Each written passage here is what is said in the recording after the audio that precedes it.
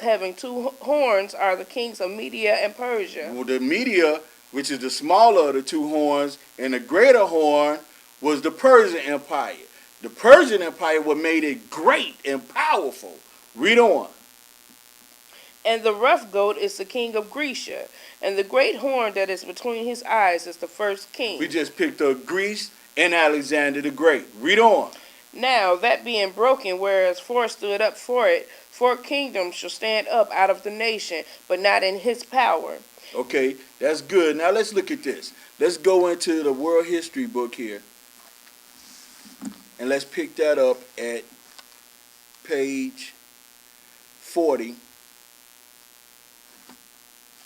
And let's pick up Persian Empire, page 40. And when you get it, go ahead. What's highlighted? Cyaxares was the founder of the Median Empire and of his dynasty.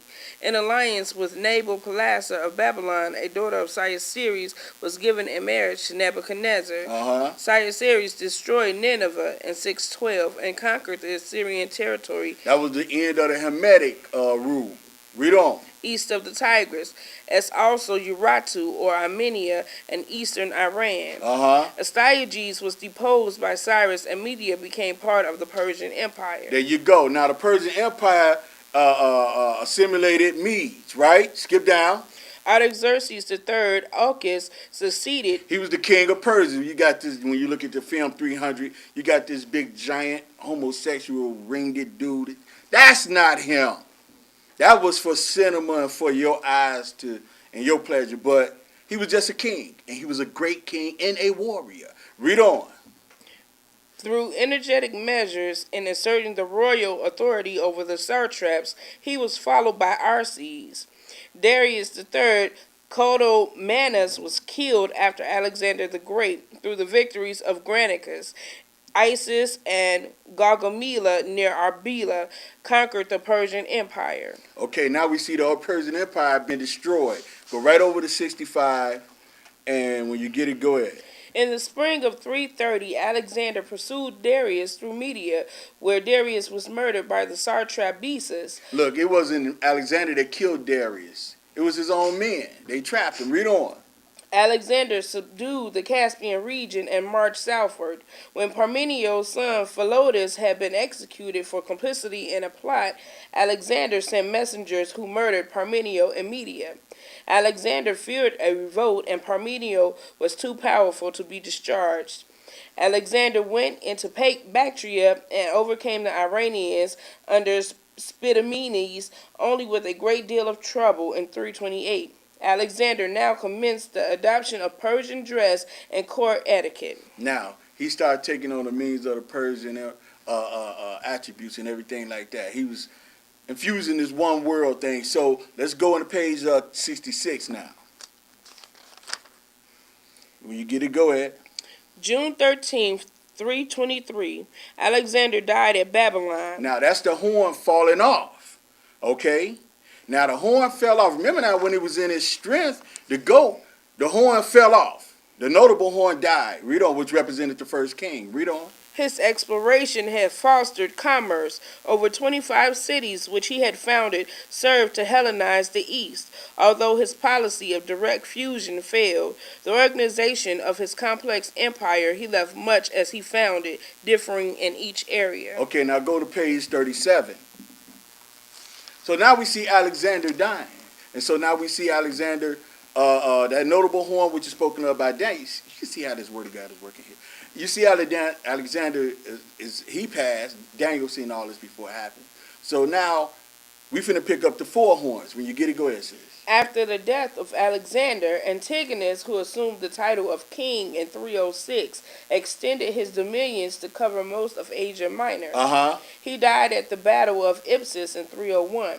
The coastal regions of Asia Minor were soon divided between the Ptolemies and the Seleucids.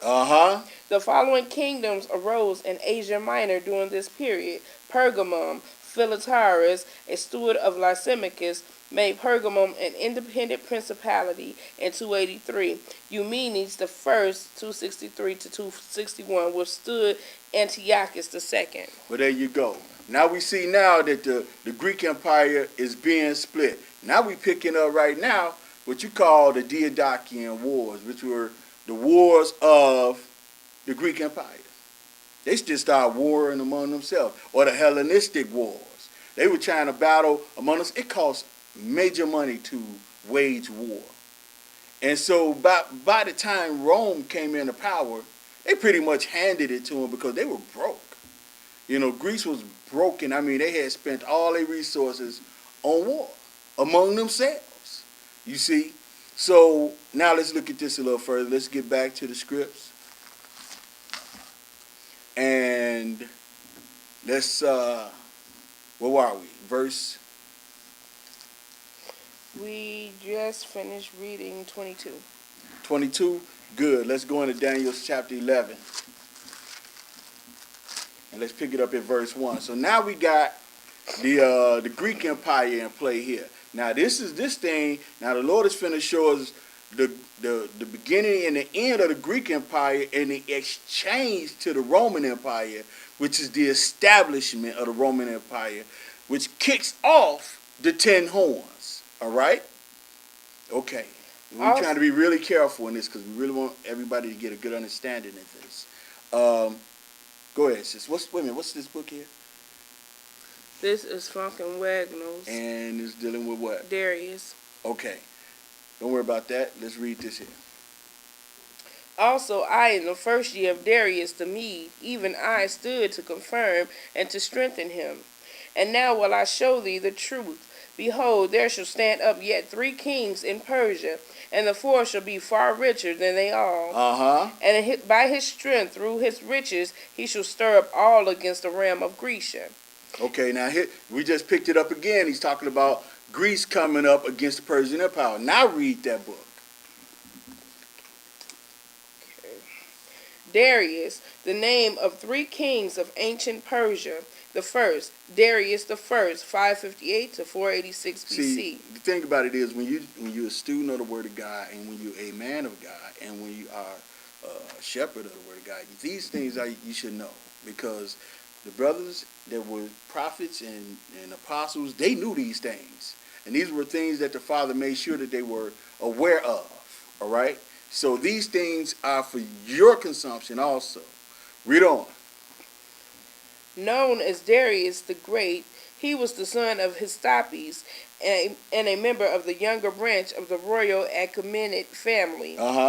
When a usurper who called himself Smerdis seized the throne on the death of King Cambyses in 522 BC, Darius organized a group of nobles with whose aid he killed Smerdis and became king of Persia in 521 BC. The first 2 years of his reign were occupied with suppressing rebellions, the most important of which occurred in Babylonia. Thereafter, he devoted himself to reforming the internal organization of Persia and securing its outer borders. Okay, great. Now, yeah, right there. Darius III, 330 BC, called Codomanes, he was probably a descendant of King Darius II and became king after the assassination of King Artaxerxes III. He led the Persian army against the forces of Alexander the Great of Macedon, but was defeated at the Battle of Issus and Arbela in 331 and was killed by one of his own satraps while fleeing eastward. Okay, good. Now we pick that up again through Funkin' Wagnalls. Okay, now let's get back to the Word of God, and let's pick it back up here. Now we see this guy in this kingdom coming to the end, but we need to pick this back up again. Verse 3, and go ahead. And a mighty king shall stand up, that shall rule with great dominion, and do according to his will. And when he shall stand up, his kingdom shall be broken, and shall be divided toward the 4 winds of heaven, and not to his posterity, nor according to his dominion which he ruled. For his kingdom shall be plucked up, even for others beside those. Okay, now, he said it should be plucked up, but not to his prosperity, right? Read on.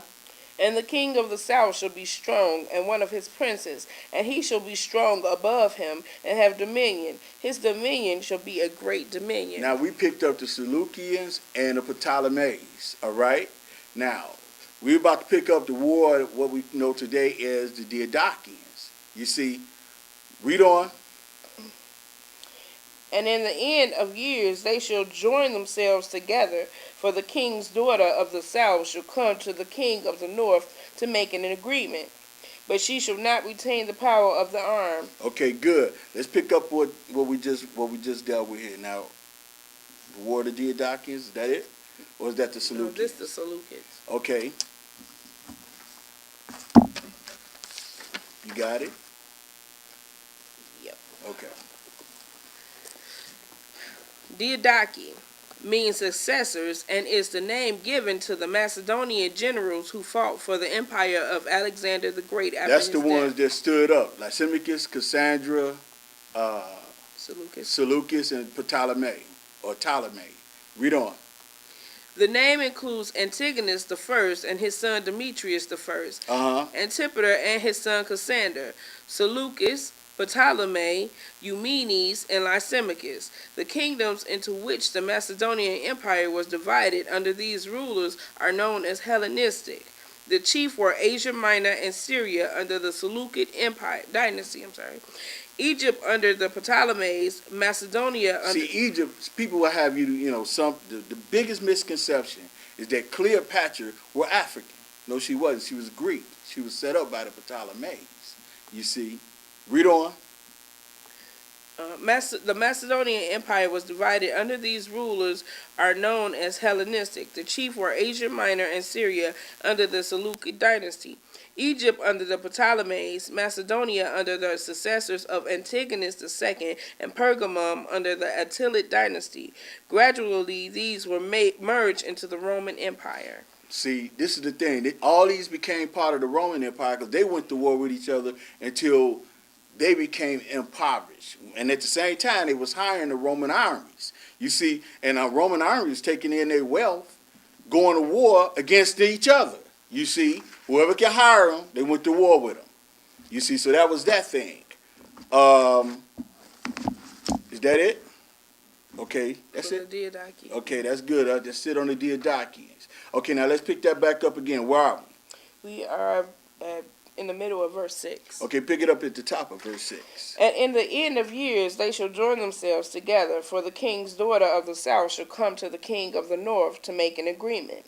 But she shall not retain the power of the arm, neither shall he stand, nor his arm, but she shall be given up, and they that brought her, and he that begat her, and he that strengthened her in these times. Read on. But out of a branch of her root shall one stand up in his estate, which shall come with an army, and shall enter into the fortress of the king of the north, and shall deal against them, and shall prevail. Look, this is, now we just picked up the war of the Berenices. This here is the king's daughter. The Ptolemies and the Seleucids made an agreement. This is right here. And the Berenice was murdered. And we're about to read this right here. She was murdered, and this was brought her brother into it, and he came down on the king of Egypt. So let's look at that. The Laodicean War, or the War of the Berenices. The Third Syrian War was one of a series of conflicts between the Seleucid Empire and the Ptolemaic Egypt, fought for control of Syria and the coast of Asia Minor. The Third Syrian War developed out of events meant to bring the two empires closer together. After the Second Syrian War, the Seleucid Empire, Antiochus II, had married Berenice Syra. This way you pick her up here. He said the king gave up. He said the king's daughter of the south came to the king of the north. This is her. All right, read on. The daughter of Ptolemy II. To do this, he had to repudiate his first wife, Laodice, thus the Laodicean War. There you go, because she the one that kicked off the war. She the one that had Berenice killed. You see, read on.